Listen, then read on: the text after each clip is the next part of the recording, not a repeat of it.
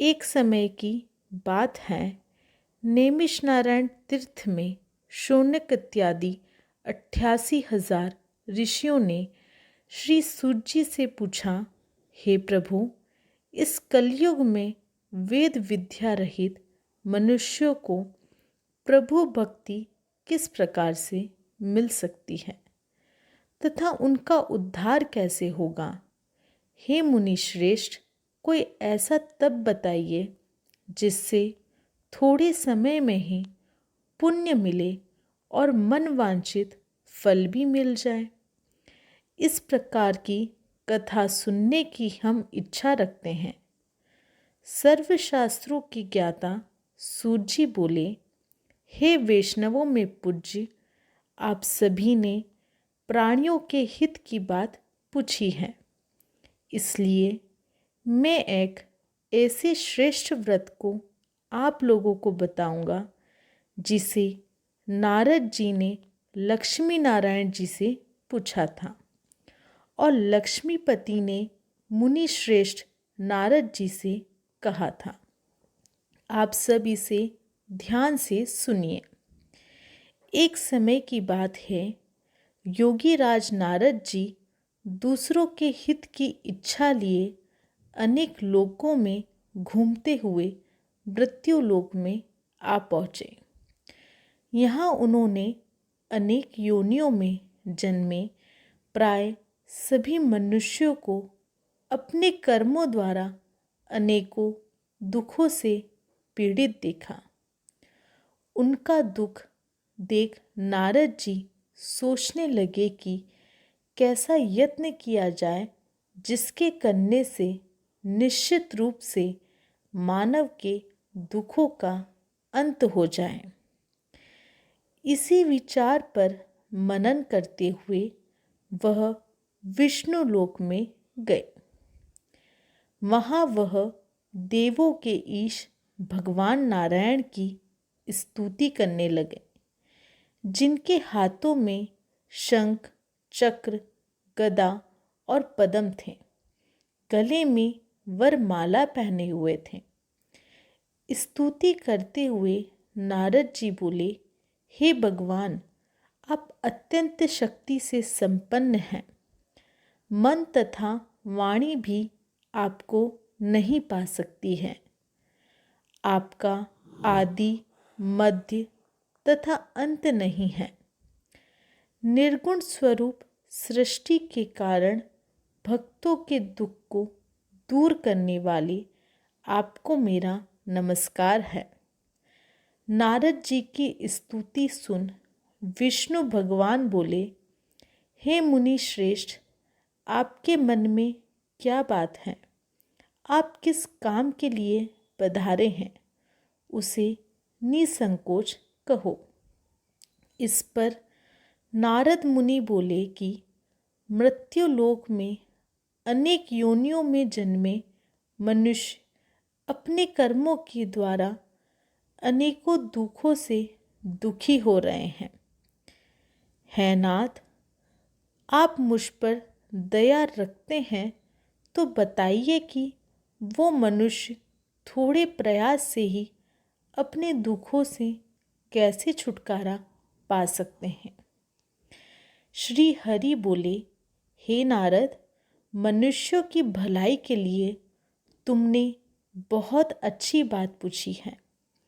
जिसके करने से मनुष्य मोह से छूट जाता है, वह बात मैं कहता हूँ, उसे सुनो। स्वर्गलोक व मृत्युलोक दोनों में एक दुर्लभ उत्तम व्रत है जो पुण्य देने वाला है। आज प्रेमवश होकर मैं उसे तुमसे कहता हूँ। श्री सत्यनारायण भगवान का यह व्रत अच्छी तरह विधान पूर्वक करके मनुष्य तुरंत ही यहाँ सुख भोग कर मरने पर मोक्ष पाता है। श्री हरि के वचन सुन नारद जी बोले कि उस व्रत का क्या फल है और उसका विधान क्या है? यह व्रत किसने किया था? इस व्रत को किस दिन करना चाहिए, सभी कुछ विस्तार से बताइए। नारद जी की बात सुनकर श्री हरि बोले, दुख व शोक को दूर करने वाला यह व्रत सभी स्थानों पर विजय दिलाने वाला है। मानव को भक्ति व श्रद्धा के साथ शाम को श्री सत्यनारायण की पूजा धर्मपरायण होकर ब्राह्मणों व बंधुओं के साथ करनी चाहिए। भक्ति भाव से ही नैवेद्य, केले का फल, घी, दूध और गेहूं का आटा सवाया ले। गेहूं के स्थान पर साठी का आटा, शक्कर तथा गुड़ लेकर वह सभी भक्षण योग्य पदार्थों को मिलाकर भगवान को भोग लगाएं। ब्राह्मणों सहित बंधु बांधवों को भी भोजन कराएं। उसके बाद स्वयं भोजन करें। भजन कीर्तन के साथ भगवान की भक्ति में लीन हो जाएं। इस तरह से सत्यनारायण भगवान का यह व्रत करने पर मनुष्य की सारी इच्छाएं निश्चित रूप से पूरी होती हैं। इस कली काल अर्थात कलयुग में मृत्युलोक में मोक्ष का यही एक सरल उपाय बताया गया है। इति श्री सत्यनारायण व्रत कथा का प्रथम अध्याय संपूर्ण हुआ। श्रीमन नारायण नारायण नारायण, भजमन नारायण नारायण नारायण। श्री सत्यनारायण भगवान की जय हो। सूत जी बोले, हे ऋषियों, जिसने पहले समय में इस व्रत को किया था उसका इतिहास कहता हूँ, ध्यान से सुनो। सुंदर काशीपुरी नगरी में एक अत्यंत निर्धन ब्राह्मण रहता था। भूख प्यास से परेशान वह धरती पर घूमता रहता था। ब्राह्मणों से प्रेम करने वाले भगवान ने एक दिन ब्राह्मण का वेश धारण कर उसके पास जाकर पूछा, हे विप्र, नित्य दुखी होकर तुम पृथ्वी पर क्यों घूमते हो? दीन ब्राह्मण बोला, मैं निर्धन ब्राह्मण हूँ, भिक्षा के लिए धरती पर घूमता हूँ। हे भगवान, यदि आप इसका कोई उपाय जानते हैं तो बताइए। वृद्ध ब्राह्मण कहता है कि सत्यनारायण भगवान मनोवांछित फल देने वाले हैं, इसलिए तुम उनका पूजन करो। इसे करने से मनुष्य सभी दुखों से मुक्त हो जाता है। वृद्ध ब्राह्मण बनकर आए सत्यनारायण भगवान उस निर्धन ब्राह्मण को व्रत का सारा विधान बताकर अंतर्ध्यान हो गए। ब्राह्मण मन ही मन सोचने लगा कि जिस व्रत को वृद्ध ब्राह्मण करने को कहा गया है, मैं उसे जरूर करूँगा। यह निश्चय करने के बाद उसे रात को नींद नहीं आई। वह सवेरे उठकर सत्यनारायण भगवान के व्रत का निश्चय कर भिक्षा के लिए चला गया। उस दिन निर्धन ब्राह्मण को भिक्षा में बहुत धन मिला, जिससे उसने बंधु बांधवों के साथ मिलकर श्री सत्यनारायण भगवान का व्रत संपन्न किया। भगवान सत्यनारायण का व्रत संपन्न करने के बाद वह निर्धन ब्राह्मण सभी दुखों से छूट गया और अनेक प्रकार की संपत्तियों से युक्त हो गया। उसी समय से यह ब्राह्मण हर माह इस व्रत को करने लगा। इस तरह से सत्यनारायण भगवान के व्रत को जो मनुष्य करेगा वह सभी प्रकार के पापों से छूटकर मोक्ष को प्राप्त होगा। जो मनुष्य इस व्रत को करेगा वह भी सभी दुखों से मुक्त हो जाएगा। सूत जी बोले कि इस तरह से नारद जी से नारायण जी का कहा हुआ श्री सत्यनारायण व्रत को मैंने तुमसे कहा। हे विप्रो, अब मैं और क्या कहूँ। ऋषि बोले, हे मुनिवर, संसार में उस विप्र से सुनकर और किस किस ने इस व्रत को किया, हम सब इस बात को सुनना चाहते हैं। इसके लिए हमारे मन में श्रद्धा का भाव है। सूत जी बोले, हे मुनियों, जिस जिसने इस व्रत को किया वह सब सुनो। एक समय वही विप्र धन व ऐश्वर्य के अनुसार अपने बंधुओं बांधवों के साथ इस व्रत को करने को तैयार हुआ।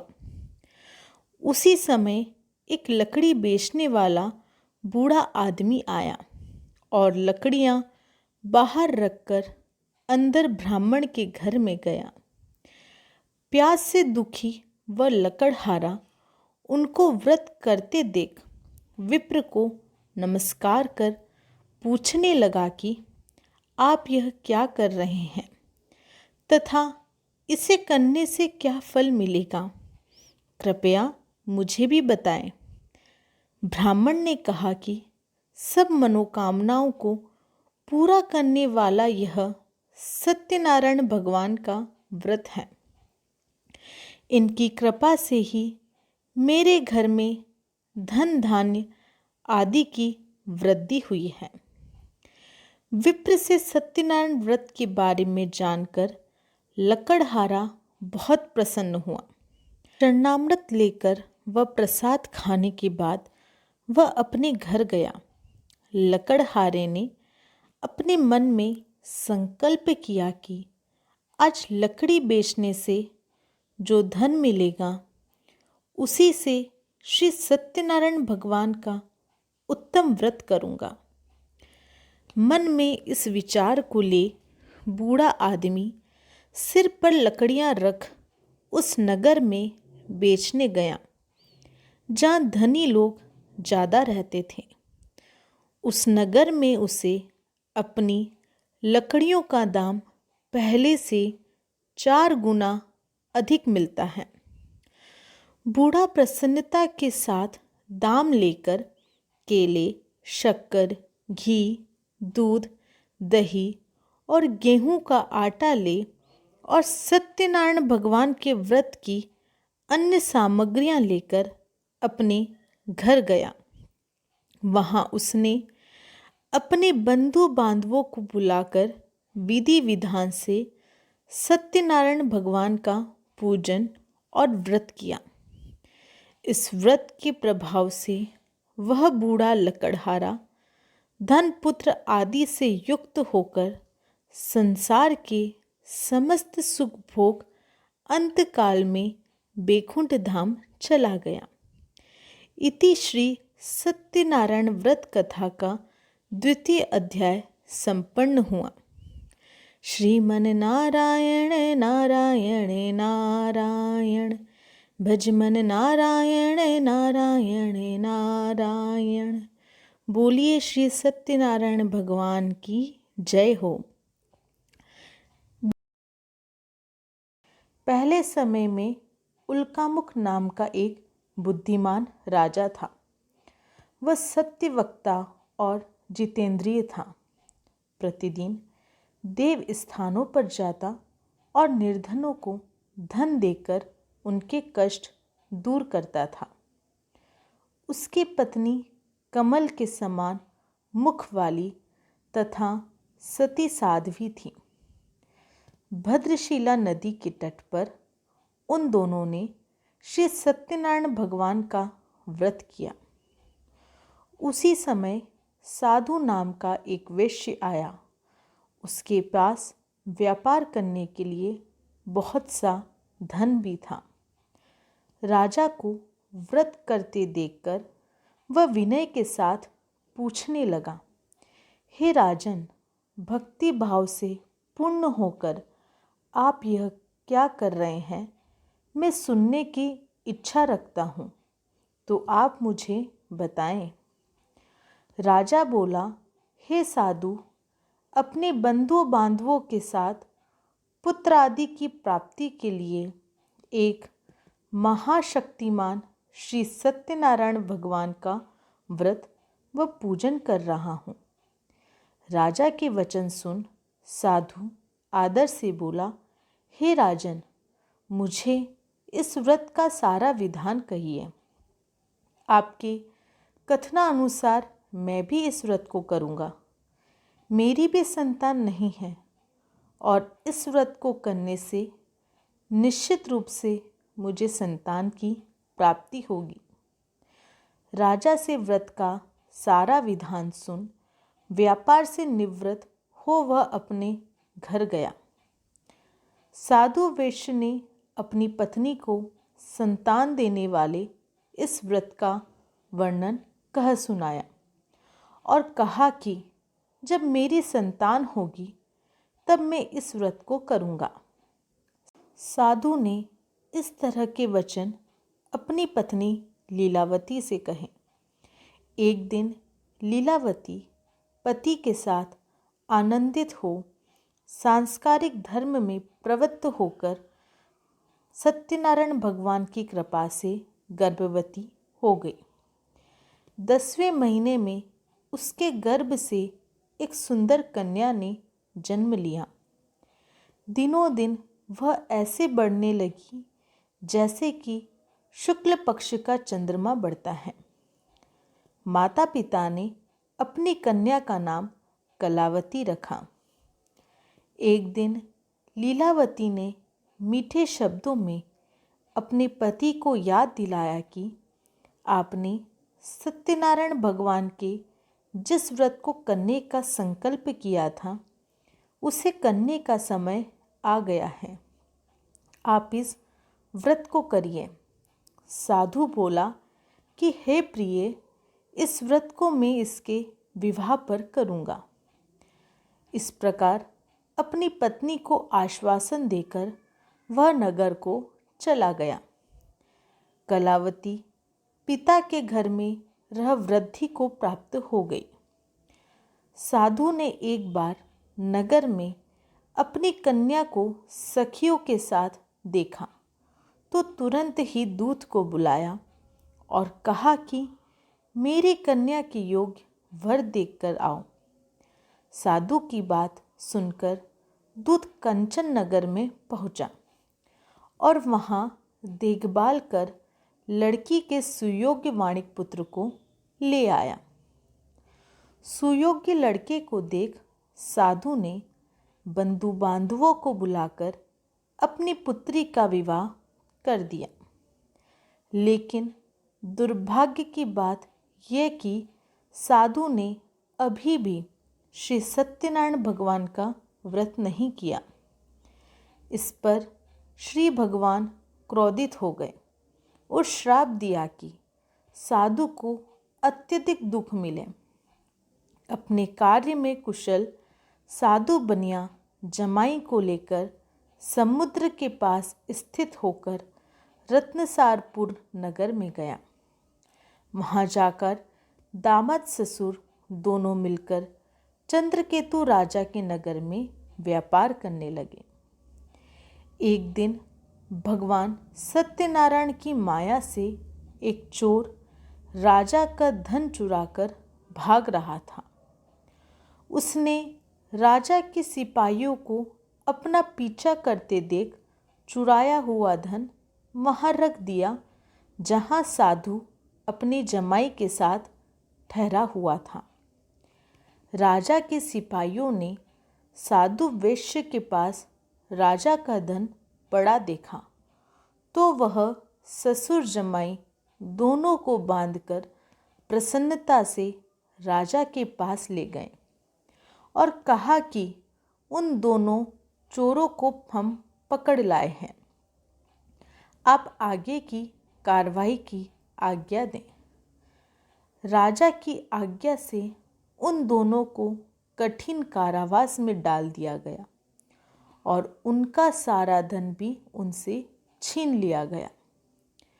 श्री सत्यनारायण भगवान से श्राप से साधु की पत्नी भी बहुत दुखी हुई। घर में जो धन रखा था उसे चोर चुरा ले गए। शारीरिक तथा मानसिक पीड़ा व भूख प्यास से अति दुखी हो अन्न की चिंता में कलावती के ब्राह्मण के घर गई। वहाँ उसने श्री सत्यनारायण भगवान का व्रत होते देखा। फिर कथा भी सुनी। वह प्रसाद ग्रहण कर वह रात को घर वापस आई। माता के कलावती से पूछा कि हे पुत्री, अब तक तुम कहाँ थी? तेरे मन में क्या है? कलावती ने अपनी माता से कहा, हे माता, मैंने एक ब्राह्मण के घर में श्री सत्यनारायण भगवान का व्रत देखा है। कन्या के वचन सुन लीलावती भगवान के पूजन की तैयारी करने लगी। लीलावती ने परिवार व बंधुओं सहित श्री सत्यनारायण भगवान का पूजन किया और उनसे वर मांगा कि मेरे पति तथा जमाई शीघ्र घर आ जाए। साथ ही यह भी प्रार्थना की कि हम सबका अपराध क्षमा करें।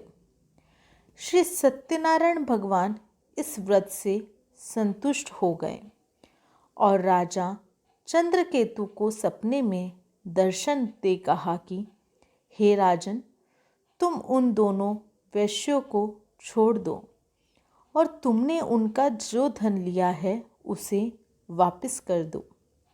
अगर ऐसा नहीं किया तो मैं तुम्हारे धन, राज्य व संतान सभी को नष्ट कर दूंगा। राजा को यह सब कहकर वह अंतर्धान हो गए। प्रातःकाल सभा में राजा ने अपना सपना सुनाया। फिर बोले कि वाणिक पुत्रों को कैद से मुक्त कर सभा में लाओ। दोनों ने आते ही राजा को प्रणाम किया। राजा मीठी वाणी में बोला, हे महानुभावों, भाग्यवश ऐसा कठिन दुख तुम्हें प्राप्त हुआ है, लेकिन अब तुम्हें कोई भय नहीं है। ऐसा कह राजा ने उन दोनों को नए वस्त्राभूषण भी पहनाए और जितना धन उनका लिया था उससे दुगना धन वापस कर दिया। दोनों वैश्य अपने घर को चल दिए। इति श्री सत्यनारायण व्रत कथा का तृतीय अध्याय संपूर्ण हुआ। श्रीमन नारायण नारायण नारायण, भजमन नारायण नारायण नारायण। बोलिए श्री सत्यनारायण भगवान की जय। रुचि बोली, वैश्य ने मंगलाचार कर अपनी यात्रा आरंभ की और अपने नगर की ओर चल दिए। उनके थोड़ी दूर जाने पर एक दंडी वेशधारी सत्यनारायण ने उनसे पूछा, हे साधु, तेरी नाव में क्या है? अभिवाणी वणिक हंसता हुआ बोला, हे दंडी, आप क्यों पूछते हो? क्या धन लेने की इच्छा है? मेरी नाव में तो बेल व पत्ते भरे हुए हैं। वैश्य ने कठोर वचन सुन भगवान बोले, तुम्हारा वचन सत्य हो। दंडी ऐसे वचन कह वहाँ से दूर चले गए। कुछ दूर जाकर समुद्र के किनारे बैठ गए। दंडी के जाने के बाद साधु वैश्य ने नित्य क्रिया के पश्चात नाव को ऊंची उठते देखकर अचंभा माना और नाव में बेल पत्ते आदि देख वह मूर्छित हो जमीन पर गिर पड़ा। मूर्छा खुलने पर वह अत्यंत शोक में डूब गया। तब उसका दामाद बोला कि आप शोक न मनाएं, यह दंडी का शाप है, इसलिए हमें उनकी शरण में जाना चाहिए, तभी हमारी मनोकामना पूरी होगी।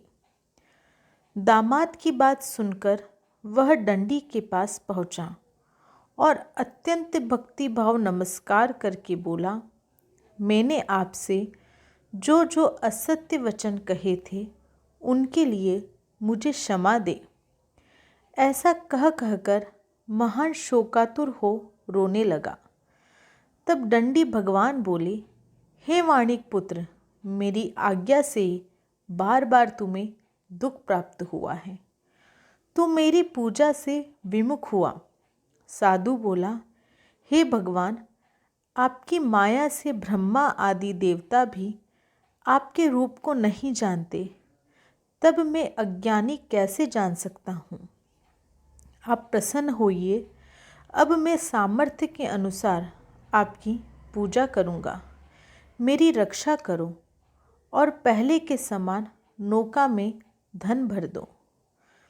साधु वैश्य के भक्तिपूर्वक वचन सुनकर भगवान प्रसन्न हो गए और उसकी इच्छा अनुसार वरदान देकर अंतर्धान हो गए। ससुर जमाई जब नाव पर आए तो नाव धन से भरी हुई थी। फिर वहीं अपने अन्य साथियों के साथ सत्यनारायण भगवान का पूजन कर अपने नगर को चल दिए। जब नगर के नज़दीक पहुँचे तो दूत को घर पर खबर करने के लिए भेज दिया। दूत साधु की पत्नी को प्रणाम कर कहता है कि मालिक अपने दामाद सहित नगर के निकट आ गए हैं। दूत की बात सुन साधु की पत्नी लीलावती ने बड़े हर्ष के साथ सत्यनारायण भगवान का पूजन कर अपनी पुत्री कलावती से कहा कि मैं अपने पति के दर्शन को जाती हूँ, तो कार्य पूर्ण कर शीघ्र आ जा। माता के ऐसे वचन सुन कलावती जल्दी में प्रसाद छोड़कर अपने पति के पास चली गई। प्रसाद की अवज्ञा के कारण श्री सत्यनारायण भगवान रुष्ट हो गए और नाव सहित उसके पति को पानी में डुबो दिया। कलावती अपने पति को वहाँ न पाकर रोती हुई जमीन पर गिर गई। नौका को डूबा हुआ देख व कन्या को रोता देख साधु दुखी होकर बोला कि हे प्रभु, मुझसे तथा मेरे परिवार से जो भूल हुई है उसे क्षमा करें। साधु के दिन वचन सुनकर श्री सत्यनारायण भगवान प्रसन्न हो गए और आकाशवाणी हुई, हे साधु, तेरी कन्या मेरे प्रसाद को छोड़कर आई है, इसलिए उसका पति अदृश्य हो गया है। यदि वह घर जाकर प्रसाद खाकर लौटती है तो इसे इसका पति अवश्य मिलेगा। ऐसी आकाशवाणी सुन कलावती घर पहुंचकर प्रसाद खाती है और फिर आकर अपने पति के दर्शन करती है। उसके बाद साधु अपने बंधु बांधवों सहित श्री सत्यनारायण भगवान का विधि विधान से पूजन करता है। इस लोक का सुख भोग व अंत में स्वर्ग जाता है। इति श्री सत्यनारायण व्रत कथा का 4th अध्याय संपूर्ण हुआ। श्रीमन नारायण नारायण नारायण, भजमन नारायण नारायण नारायण। बोलिए श्री सत्यनारायण भगवान की जय हो। आप सूची बोले, हे ऋषियों, मैं और भी एक कथा सुनाता हूँ, उसे भी ध्यानपूर्वक सुनो। प्रजा पालन में लीन तुंगध्वज नाम का एक राजा था। उसने भी भगवान का प्रसाद त्याग कर बहुत ही दुख सहन किया। एक बार वन में जाकर वन्य पशुओं को मारकर वह बड़ के पेड़ के नीचे आया। वहाँ उसने ग्वालों को भक्ति भाव से अपने बंधुओं सहित सत्यनारायण भगवान का पूजन करते देखा। अभिमानवश राजा ने उन्हें देखकर भी पूजा स्थान में नहीं गया और ना ही उसने भगवान को नमस्कार किया। ग्वालों ने राजा को प्रसाद दिया, लेकिन उसने वह प्रसाद नहीं खाया और प्रसाद को वहीं छोड़ वह अपने नगर को चला गया। जब वह नगर में पहुंचा तो वहाँ सब कुछ तहस नहस हुआ पाया। तो वह शीघ्र ही समझ गया कि यह सब भगवान ने ही किया है।